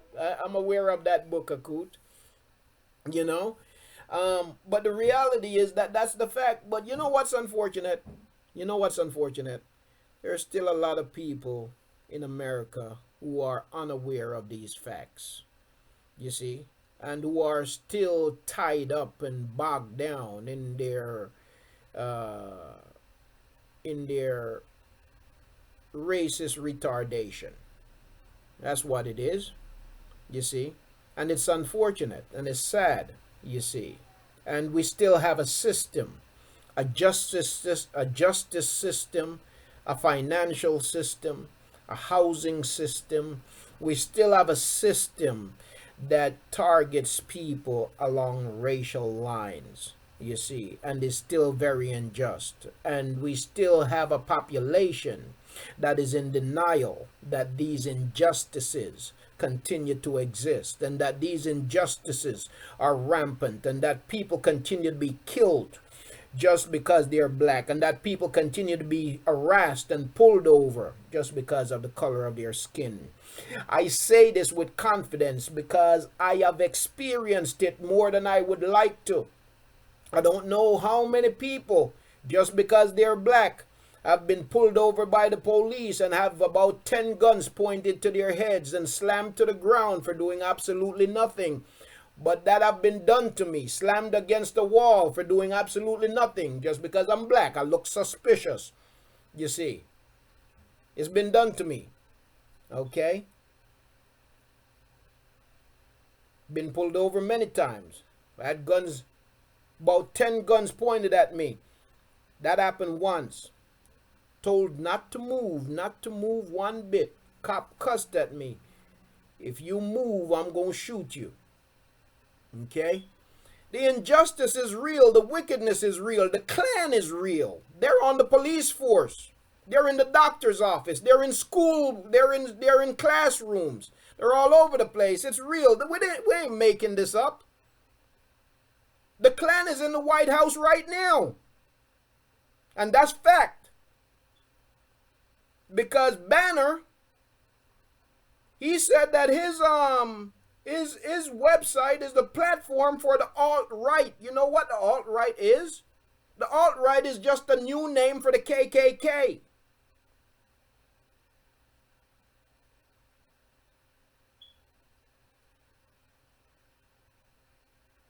You see, Donald Trump affirms them. So the laws that he's making are Klan laws. All right, that's enough of that, though. I'm going to move on. Yep. Well, Aki, let me read what my Aki just posted on the board. It's been 6 months since my brother's murder, and no arrest made yet. They have video of cars but won't release to news. If it was a white male murdered out here, they would have arrested and convicted by now. And that's a fact. Now, let me say this. It's been, how long it's been since this murder of our son? It's been about 2 years, going on 2 years since the murder of our son. No arrest made and no investigation. I mean, just about a week or a couple of weeks past, we call the cops. They tell us they have nothing and we have not heard from them. The only time we heard from them was when they came to the house to tell us that our son was found in the street. Then they took him. We weren't allowed to go see him immediately. They took him to a morgue miles and miles away from where we live, when there is a morgue right in the city. And I question that. Why did you have to take him way over there? The other thing is, you know he got shot. Why you have to go do an autopsy on him? You know he got shot. So that would tell me that he died from a gunshot wound.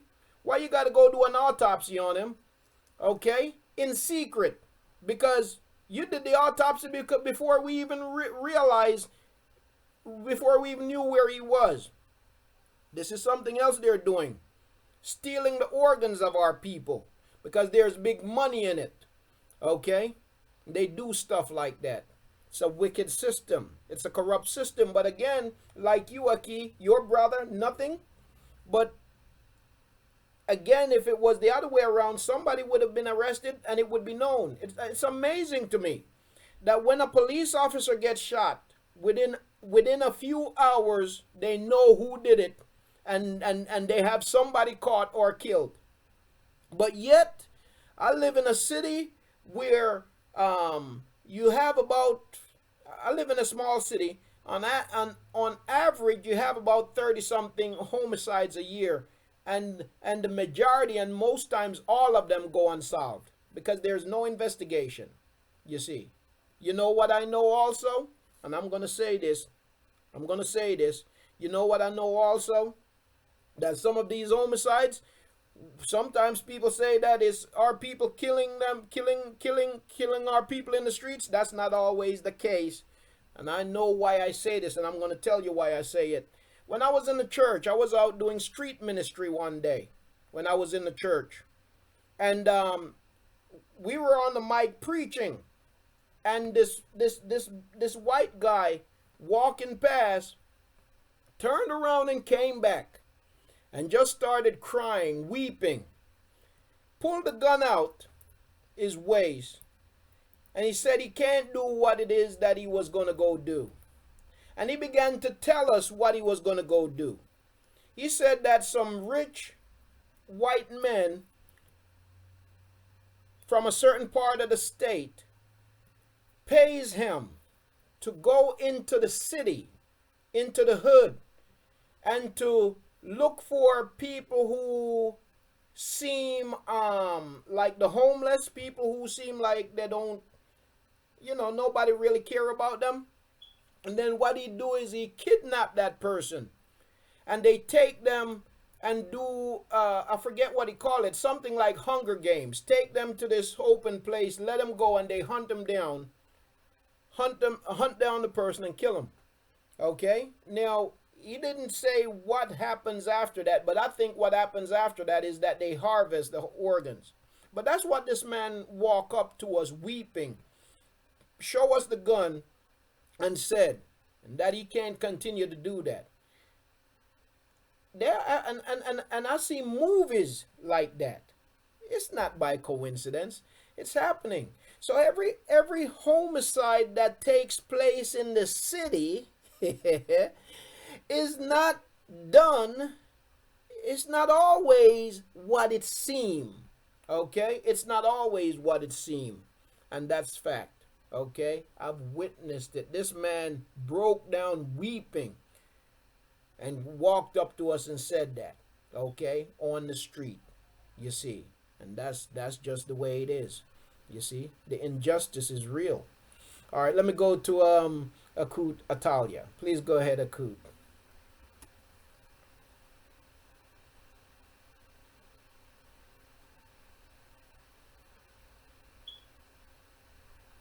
Shalom. Shalom to you, Akut. Shalom.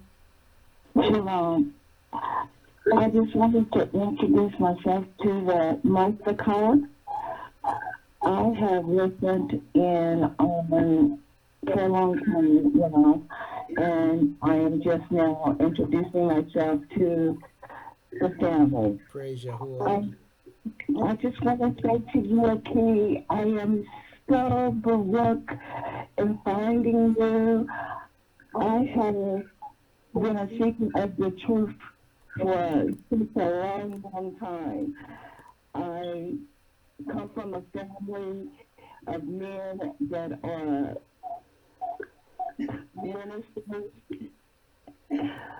call themselves reverend. I'm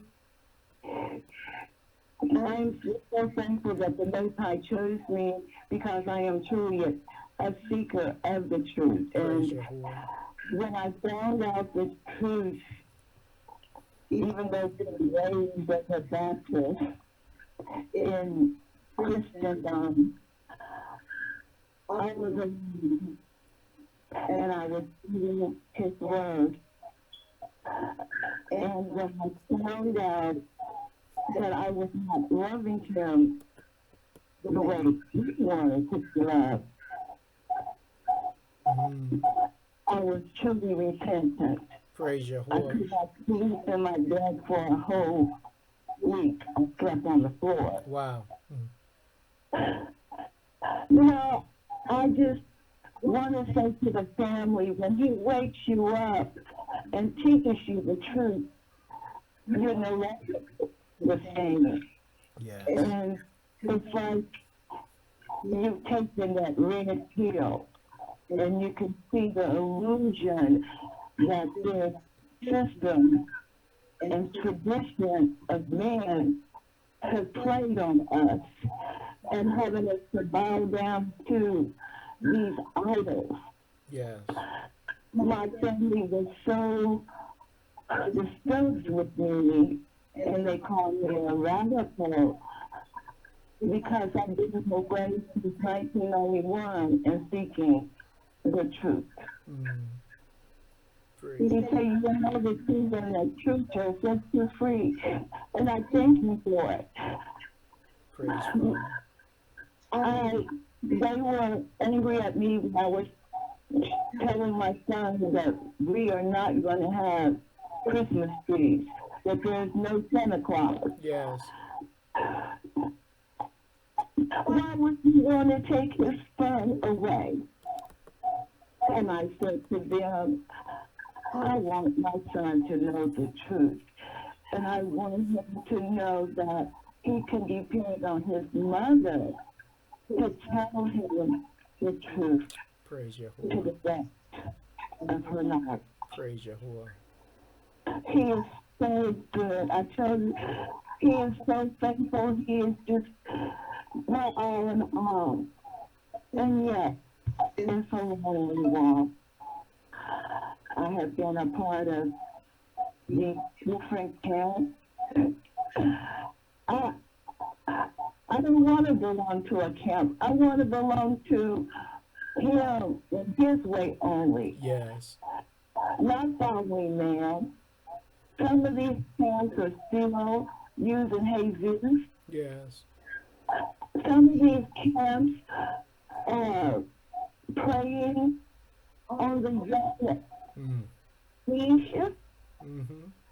Talking about to cover them. It's like when that subject came up, I asked them, please indulge in the lady. I don't know everything. Show me that in the word where a man will cover more than one woman. I've been kicked out of the lobby. He's so confident, but I do not care. Yes. My allegiance is with the Most High. Praise And that's Yahuah. what I tell them. If you can't show us me in the word and explain it to me in the word, don't tell me what man says. Yes. I don't want to hear that. I do not want to know. I do have a question. Yes, Okay. Yes, Akut. And that is Isaiah 4:1. Would you please explain that to me? I am a single lady. Yes. And I have been approached so many times by men quoting that scripture to me. Yes. And it's like, don't tell me what Shlomo did. Don't tell me what David did. Was it so from the beginning? Yes. Was it so from the beginning? That's what I go by.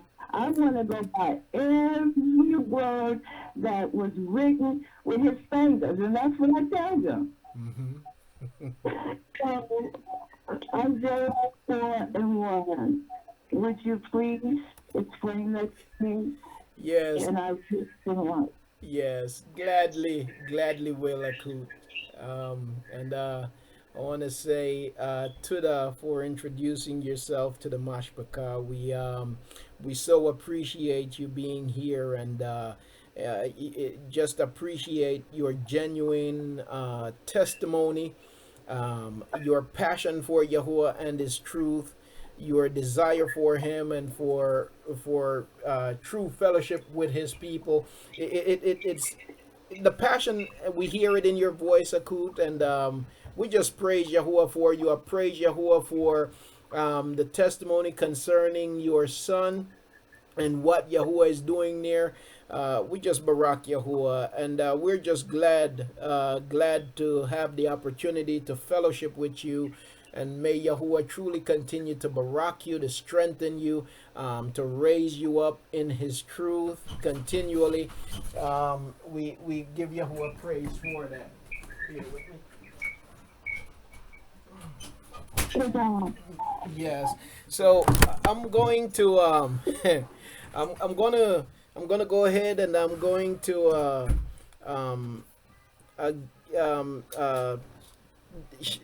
share from Isaiah chapter 4, Yeshayahu chapter 4. I'm going to read verse 1, but then I'm going to put it in context, because what happens is you have a lot of these men of Yasharal, who are preying on our women and misusing the scriptures. Just like, and they're not just preying on women, they're preying on everybody. And Yahuwah have a lot to say about that also, because you have people out there just preying on people, saying that Yahuwah says this and Yahuwah says that. Yahuwah says, when I have not spoken, I have not seen them, I did not send them. You see, so what they're doing is they're out there and they're preying on people, and so I'm going to put this in context, and what we'll see is that it's really saying the opposite of what they're saying that it is saying. I'm getting a little feedback, so while I go over it, Akut, if you don't mind, if you could mute your mic for me, and then once I'm done, you could come back to the mic, just to eliminate the feedback. Flying. Okay, to the Akut. So verse 1 of Isaiah chapter 4, Yeshayahu chapter 4 verse 1 says, "For 7 women will take hold of one man in that day, saying, we will eat our own bread and wear our own clothes, only let us be called by your name. Take away our reproach." Family, over the years I've encountered women of Yasharal who have been misguided by men misusing this verse. You have these men out there who are preying on our women, and they're wrecking our women's credit. They're ruining our women financially in all kinds of ways. They're making harlots of our women, basically, misusing the word of Yahuwah. So if one should just read this verse by itself, it would seem as if it's saying that there is coming a time where it will be okay and is okay for a man to have 7 wives. Okay? But is that what the scriptures is talking about? Well, we got to put it in context in order to see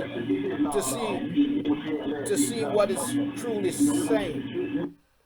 We got to put it in context. So when it comes to context, family, you can't begin.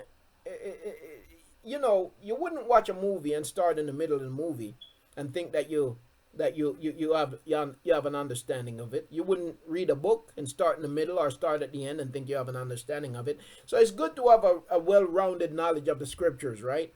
In this case, I'm not going to start all the way from the beginning of the book. I already have knowledge of what it's talking about from the beginning.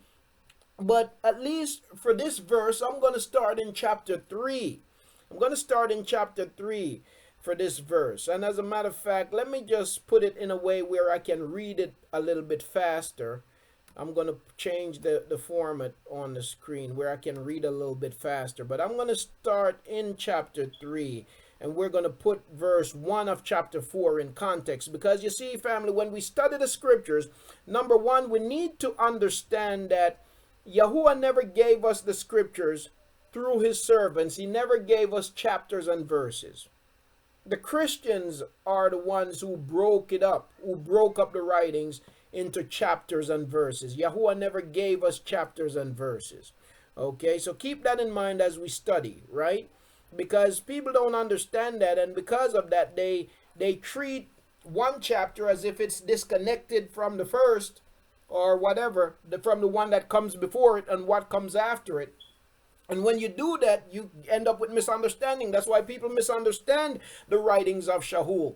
Because they treat, for example, they treat the book of Romans as if you can treat it as if you can go today and read one chapter and then 10 years from now go and read another chapter. And every time you go there, you give somebody an understanding as if you understand it. You cannot understand the book of Romans if you have not read the entire book, but not just the book of Romans. You got to read all of the writings of Shahul to really understand his writings. You see, and so that's the problem. You have a bunch of people taking stuff out of context. But what we seek is the truth, the whole truth, and nothing but contextual truth, right? So context is important.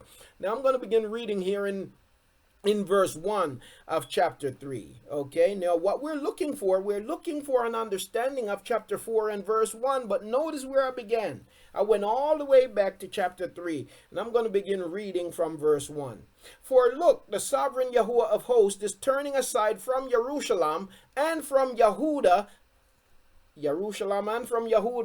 the stock and the store, all the supply of bread and all the supply of water.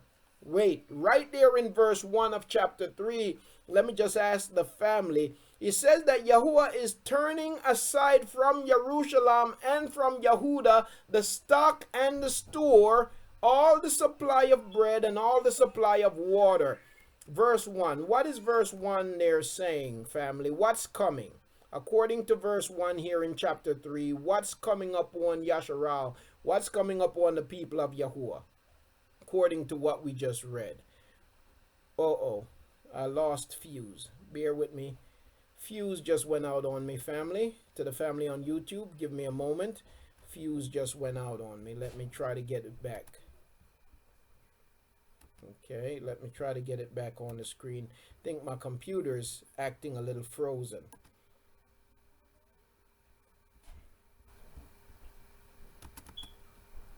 Oh boy. Yeah, my computer is a bit frozen, but I'm gonna try to get fuse back. They're going off up there too.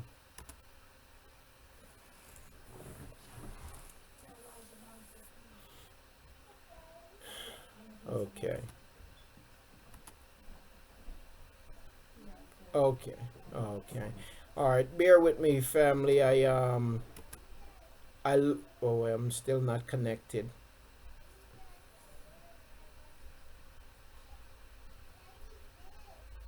I'm still waiting. Fuse is not functioning properly.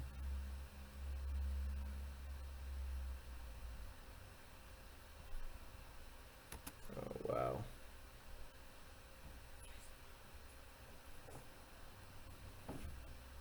I'm still waiting.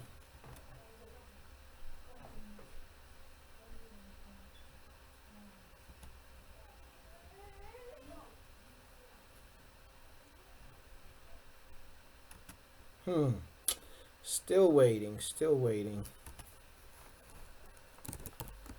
Fuse knocked me off. Still have no audio.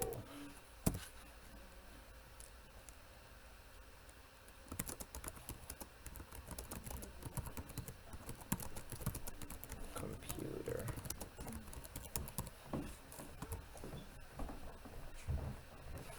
Okay. Family, to the family on YouTube and on Facebook. Looks like I'm gonna have to restart the computer, so I'm gonna go ahead and end the live stream. I'll restart it once I get the computer restarted. So bear with me. This will take a minute and a half or so. And so I'm going to go ahead and restart the computer, family.